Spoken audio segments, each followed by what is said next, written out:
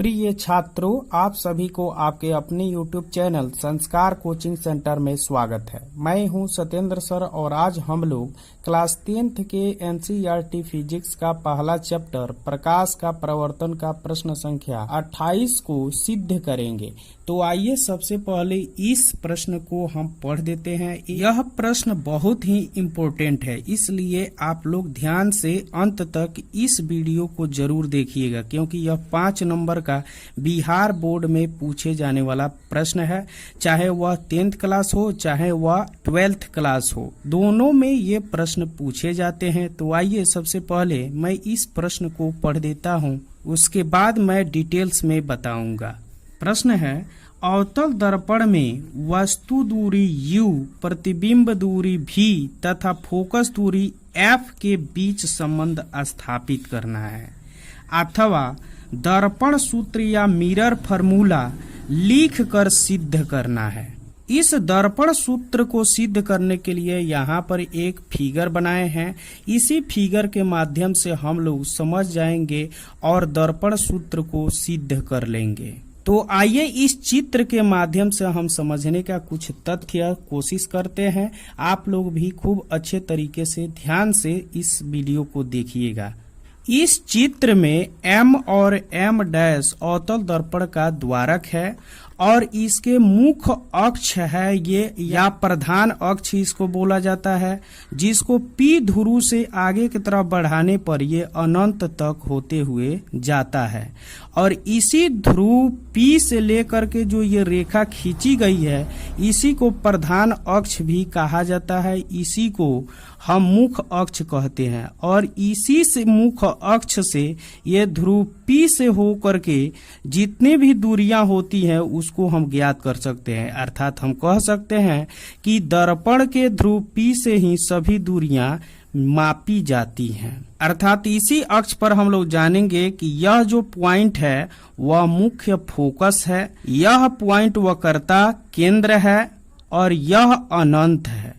और इसी मुख्य अक्ष पर एक लंबवत AB वस्तु रखी गई है और इस AB वस्तु के सिरे से इस मुख्य अक्ष के समानांतर जब प्रकाश की किरणें दर्पण के परावर्तक सतह पर पड़ता है तो वो बिंदु से टकराकर मुख्य फोकस F से होकर गुजर जाता है। परंतु जब दूसरी रेखा यहाँ किरण देख रहे हैं कि यह रेड वाली किरण, तो यह ध्रुव P से परावर्तित होकर के A पॉइंट से होकर गुजर जाता है। लेकिन तीसरी किरण देख रहे हैं तो यह इसके सिरे से यानी कि वक्रता केंद्र से होकर के जो प्रकाश की किरणें अवतल दर्पण के परावर्तक सतह पर जाती है तो वह परावर्तित होकर के पुनः उसी केंद्र से होकर गुजर जाती है। अतः यह तीनों प्रकाश की किरणें जिस बिंदु पर मिलती है वहां इस AB वस्तु का प्रतिबिंब बनता है, यानी कि A डैश B डैश वस्तु का प्रतिबिंब है। यानी कि हम लिख सकते हैं कि M और M डैश अवतल दर्पण का द्वारक है और इस मुख्य अक्ष या प्रधान अक्ष पर AB वस्तु लंबवत है और इस AB वस्तु वक्रता केंद्र C और अनंत के बीच में स्थित है। तो इसका प्रतिबिंब वक्रता केंद्र C और मुख्य फोकस F के बीच में A डैश B डैश बनता है और यह प्रतिबिंब वस्तु से उल्टा बनता है। इन्हीं फिगरों के माध्यम से हम यहाँ पर लिख लेंगे कि माना कि M डैश एक अवतल दर्पण का द्वारक है जिसके मुख्य अक्ष पर अनंत और वक्रता केंद्र C के बीच एक वस्तु AB इस प्रकार रखी गई है कि इसका प्रतिबिंब A डैश B डैश दर्पण के मुख्य फोकस F और वक्रता केंद्र C के बीच में बनता है। तो इस फिगर के माध्यम से आप कुछ तथ्यों को जान चुके होंगे। साथ ही साथ हमको इसमें ज्ञात करना है कि वस्तु की दूरी U, प्रतिबिंब दूरी V तथा फोकस दूरी F के बीच संबंध स्थापित करना है। यहाँ पर इस फिगर में हम लोग देखेंगे कि यहाँ पर वस्तु रखी गई है और इस पॉइंट से और P पॉइंट तक यानी कि दर्पण के ध्रुव P तक के बीच की दूरी जो जितना दिखाई दे रहा है उसको वस्तु दूरी कहेंगे और वस्तु दूरी को u द्वारा सूचित किया जाता है। वहीं अगर प्रतिबिंब दूरी अगर कहें तो यहाँ पर b डैश और a डैश इस पॉइंट पर प्रतिबिंब बना है, तो यह प्रतिबिंब जो b डैश और p है इसकी दूरी जो है v कहलाता है और यह प्रतिबिंब दूरी होता है। उसी प्रकार से वक्रता केंद्र e और ध्रुव P की बीच की दूरी जो होती है वह वक्रता त्रिज्या कहलाता है और यह त्रिज्या 2f के बराबर होता है। तो इस फिगर के माध्यम से भी हम समझ लेंगे और साथ ही साथ उसको लिखने का भी प्रयत्न करेंगे। यहाँ पर लिख दिए हैं वस्तु की दूरी BP बराबर u। यहाँ पर B से लेकर के और P तक की दूरी जो है वस्तु दूरी कहलाएगा। प्रतिबिंब दूरी यानी कि B डैश P प्रतिबिंब दूरी होगा, इसको V द्वारा सूचित करते हैं। वक्रता त्रिज्या यानी कि CP यहाँ पर है और इसको R द्वारा सूचित करते हैं क्योंकि वक्रता त्रिज्या है और वक्रता त्रिज्या फोकस दूरी के दुगुनी होता है, यानी R बराबर 2f होता है। इसको हम पिछले वीडियो में सिद्ध कर चुके हैं, आप लोग उसको देखते हैं तो आप लोग जल्दी से इसको समझ पाएंगे। यानी कि R बराबर 2f हो तो सिद्ध करना है कि 1/f बराबर 1/u प्लस 1/v, यही रिलेशन हमको सिद्ध करना है। तो आइए हम दूसरे फिगर के माध्यम से यहाँ पर हम समझाने की भी कोशिश करेंगे। तो आइए एक एक करके हम इसको समझते हैं कि आखिर में इसको कैसे हम सिद्ध कर पाएंगे। प्यारे बच्चों, आप लोग आराम से इसको समझेंगे और समझने की कोशिश करेंगे। यहाँ पर मैं प्रमाण लिखा हूँ, आप लोग भी प्रमाण लिखेंगे और इसी के भांति आप लोग परीक्षा में लिखेंगे। तो आइए देखते हैं हम इस चित्र के माध्यम से और समझते हुए चलेंगे। इस चित्र में हम लोग देखेंगे कि यहाँ पर एक त्रिभुज बन रहा है ABC और दूसरा त्रिभुज हम प्रतिबिंब से लेते हैं A डैश B डैश और C। इस दोनों त्रिभुज में देख रहे हैं कि यहाँ पर समकोणिक बन रहा है, यहाँ पर भी समकोण बन रहा है। तो ये दोनों त्रिभुज जो होंगे वह समरूप समकोणिक त्रिभुज होगा। इसलिए इस दोनों त्रिभुज की जो संगत भुजाएं हैं यह समानुपाती हो जाएंगी। इसी कारण इस दोनों त्रिभुज को हम लिखेंगे त्रिभुज ABC और त्रिभुज A dash B dash C समकोणिक त्रिभुज है। ABC और A dash B dash C समकोणिक है, इसलिए इस दोनों त्रिभुज की भुजाएं जो होती हैं संगत भुजाएं वह समानुपाती होती हैं। यानी कि इसकी लंब जो होगा AB इस त्रिभुज के A डैश B डैश के समानुपाती होगा, इसलिए हम लिखेंगे AB बटा A डैश B लिख देंगे बराबर इसकी आधार और इस त्रिभुज का आधार ये हो गया, तो BC बटा इस त्रिभुज का आधार B डैश C होगा। इसको हम समीकरण 1 मान लेंगे। इसी दोनों त्रिभुज के अनुसार हम चलते हैं यहाँ पर त्रिभुज AB में और दूसरे त्रिभुज A dash B dash P में चलते हैं। बिल्कुल आसान है। देखिए हम यहाँ पर दिखा रहे हैं आप लोगों को ABP, यहाँ पर जो त्रिभुज बना हुआ है ये रेड वाला लाइन से यहाँ पर, तो इसको ABP त्रिभुज कहेंगे और यह त्रिभुज समकोण है। दूसरा त्रिभुज जो प्रतिबिंब वाला पर देख रहे हैं तो A डैश B डैश और P यहाँ पर भी समकोण बन रहा है, यानी कि यह त्रिभुज को हम स्पष्ट रूप से देख रहे हैं। यानी कि ये भी दोनों त्रिभुज क्या होंगे, समकोणिक होंगे। यानी कि कौन कौन सा त्रिभुज, ABP और A dash B dash P, यानी कि यह त्रिभुज बना हुआ है और यह त्रिभुज, ये दोनों समकोणिक त्रिभुज है। इसलिए हम यहाँ पर लिखेंगे त्रिभुज ABP और त्रिभुज A dash B dash P भी समकोणिक समरूप त्रिभुज है। इसलिए इसकी जो भुजा होंगी A बटा B, ये लंब इस लंब के समानुपाती होंगी, यानी कि AB बटा A डैश B डैश हम यहाँ पर लिखेंगे AB बटा A डैश B डैश बराबर इस त्रिभुज का आधार अब लेते हैं तो यह BP आधार हो गया, ये लंब हो गया तो ये आधार हो गया। BP को आधार, तो BP बटा इस त्रिभुज का हम B डैश P लेंगे, ये आधार हुआ, ये लंब हुआ तो BP, यानी कि हम लिखेंगे BP बटा B डैश P। इसको इक्वेशन हम 2 मान लेंगे अब इन दोनों जो पहला समीकरण है और दूसरा समीकरण है, इसमें हम तुलना करते हैं, यानी कि समीकरण 1 तथा 2 से तुलना करने पर पाते हैं कि ए बी बाटा ए डैश बी डैश बराबर बी सी बाटा बी डैश सी है। और दूसरे जो है समीकरण में देख रहे हैं तो ए बी बाटा ए डैश बी डैश बराबर बी पी बाटा बी डैश पी है। तो इस दोनों में ये कॉमन है, तो ये भी आपस में क्या हो जाएंगे, बराबर हो जाएंगे। इसलिए समीकरण 1 और 2 से हमारा हो जाएगा बी सी बाटा बी डैश सी, तो यहाँ पर लिख लेंगे, और बी पी बाटा बी डैश पी हम यहाँ पर लिख लेंगे, और यह इसको समीकरण 3 मान लेंगे। अब पुनः जो है हम चित्र के माध्यम से समझने के एक बार और प्रयास करेंगे, तो आप लोगों का यह क्लियर हो जाएगा। तो देखिए यहाँ पर चित्र के माध्यम से हम समझा रहे हैं, बिल्कुल आप लोगों को आसान लगेगा। यहाँ पर देखिए BC को हमको खोजना है, BC यहाँ पर है, और BC जो रेखा है यानी कि सभी दूरियां तो ध्रुव P से मापी जाती है, और तो इस दूरी को निकालने के लिए हमें ध्रुव P से लेकर के और B तक की जो वस्तु दूरी है इसमें से हमको CP को घटा देना है।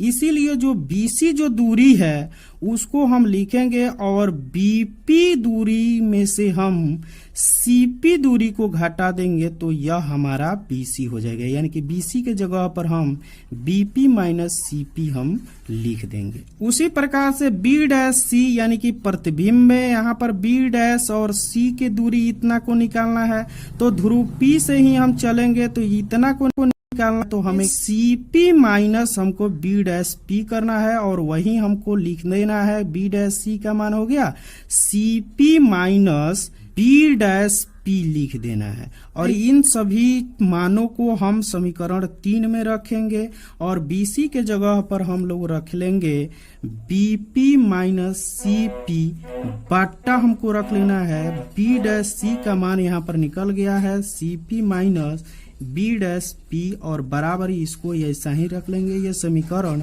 4 मान लेंगे। अब हम इन मानों को पहले से हम लिख चुके हैं, यहाँ पर देख लीजिए। यहाँ पर वस्तु की दूरी BP जो है U है, और प्रतिबिंब दूरी B डैश P है बराबर V है, और वक्रता त्रिज्या यानी कि R या CP 2F है। तो आप लोग इस मानों को यहाँ पर लिखकर सजा देंगे। अब चिन्ह परिपाटी के प्रयोग करने से हमें ज्ञात करना है, तो आइए एक बार और चित्र के द्वारा हम समझने की कोशिश करेंगे कि चिन्ह परिपाटी क्या होता है। यहाँ पर सभी दूरियां अवतल दर्पण के सामने है, इसलिए सभी दूरियां निगेटिव हो जाएंगी। यानी कि चाहे वह वस्तु दूरी हो U हो तो उसको भी निगेटिव लिखेंगे, प्रतिबिंब दूरी हो उसको भी निगेटिव है क्योंकि सामने है, और यह फोकस दूरी भी है ये भी सामने है, वक्रता त्रिज्या भी है वो भी सामने है। यानी कि सभी दूरियां क्या हो जाएंगी, निगेटिव हो जाएंगी। और इन चिन्ह परिपाटी का तो, और यहाँ पर इसीलिए चिन्ह परिपाटी का प्रयोग करते हैं। तो इन सभी दूरियां जो है वस्तु दूरी U minus 2F minus V या U या V, ये सब निगेटिव में हम लोग लिख लेंगे। तो यहाँ पर आइए हम देखते हैं चिन्ह परिपाटी के अनुसार। यहाँ पर U जो है ये माइनस में है, और माइनस 2F है तो माइनस है, और इस 2F इसको हम माइनस में लिख देंगे, ये भी माइनस यहाँ पर पहले से है, और इसको हम माइनस भी लिख देंगे बराबर। यहाँ पर भी माइनस वस्तु दूरी U है, और बट्टा प्रतिबिंब दूरी V है, ये भी माइनस हो जाएगा। तो ये माइनस और ये माइनस ये प्लस हो जाएंगे, और इस प्रकार से यहाँ पर आप लोगों को आगे बढ़ते जाना है। यानी कि माइनस U को माइनस U लिखेंगे, और माइनस प्लस हो जाएगा, और 2F है तो 2F लिख देंगे, बाई यहाँ पर माइनस 2F तो माइनस 2F लिख देंगे, माइनस प्लस हो जाएंगे V, और बराबर हो जाएगा, ये प्लस तो हो ही चुका है, U बट्टा V होगा।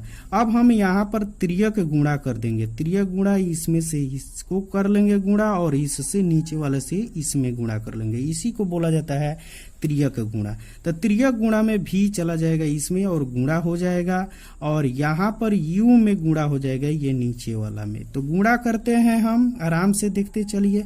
यहाँ पर देखिए v और माइनस u में गुणा कर देंगे तो यहाँ पर प्लस है और यहाँ पर माइनस है, तो यहाँ पर माइनस हो जाएगा, और u v में गुणा हो जाएगा। प्लस है तो प्लस लिख देंगे, और v और 2f में हम गुणा कर देंगे तो 2f भी हो जाएगा, बराबर u में माइनस 2f में गुणा कर लेंगे, यानी कि यहाँ से इसमें गुणा कर लेंगे तो माइनस 2f u हो जाएगा, और जब इसमें और इसमें गुणा कर देंगे तो यहाँ पर प्लस होगा और यहाँ पर भी प्लस है, तो u भी प्लस में ही लिखा जाएगा। फिर हम लोग देखते हैं तो यहाँ पर 2f भी हमारा यहाँ पर लिखा हुआ है, और यहाँ पर माइनस में 2f u है, तो इस तरफ हम लेकर के आएंगे तो ये माइनस वाले प्लस हो जाएंगे, यानी कि 2f u हो जाएगा इस साइड में आने के बाद, और जो ये माइनस में है उस साइड में जाने के बाद में प्लस हो जाएगा, इसलिए यहाँ पर इसको लिख दिए हैं, और ये माइनस वाला है उस तरफ पक्षांतर करने पर ये u भी हो गया है। आइए हम आगे की तरफ बढ़ते हैं। यहाँ दोनों में 2 कॉमन है, इसलिए हम 2 कॉमन ले लिए हैं, तो यहाँ से 2 निकल जाएगा तो f भी हो जाएगा, यहाँ प्लस है तो प्लस लिख देंगे, 2f यहाँ पर 2 बाहर निकल गया है तो f u यहाँ पर आ जाएगा, बराबर यहाँ पर u भी और u भी, यहाँ पर कुछ नहीं है तो एक u भी है और यहाँ पर भी एक ही u भी है, इस दोनों को जोड़ा जाएगा तो 2u भी हो जाएगा। यानी कि इस तरफ हम देखते हैं तो ये गुणा में 2 लगा हुआ है और इधर भी गुणा में 2 लगा है, तो ये 2 से 2 क्या हो जाएगा, कैंसिल हो जाएगा, तो हमारा ये राशि बच जाएगा एफ भी प्लस एफ यू बराबर यू भी हो जाएगा।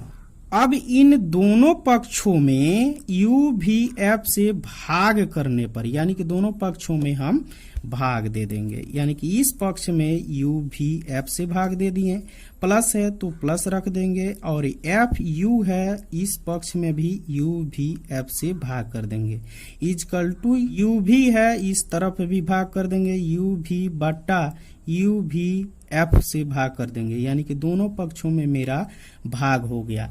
यहाँ पर आसानी से हम लोग समझ सकते हैं कि यहाँ u भी f है तो f से f कैंसिल हो गया और v से v कैंसिल हो गया एक बार में, प्लस है तो प्लस लिख देंगे। यहाँ पर देख रहे हैं तो u है तो u ऊपर नीचे दोनों है तो कैंसिल हो जाएगा, और f है तो f से कैंसिल हो जाएगा, और यहाँ पर एक बच जाएगा चूंकि एक बार में ये कटा हुआ है, बराबर यहाँ पर u है और नीचे भी u है तो ये दोनों कट जाएगा, और v भी है और v भी है तो ये दोनों कट जाएगा एक बार में, यानी कि 1/u है तो 1/u लिख देंगे, प्लस है तो प्लस लिखेंगे, 1/v है तो हमें 1/v लिख देना है, बराबर लिख देना है हमें, और 1/f है तो 1/f लिख देना है हमें, बिल्कुल आसान है।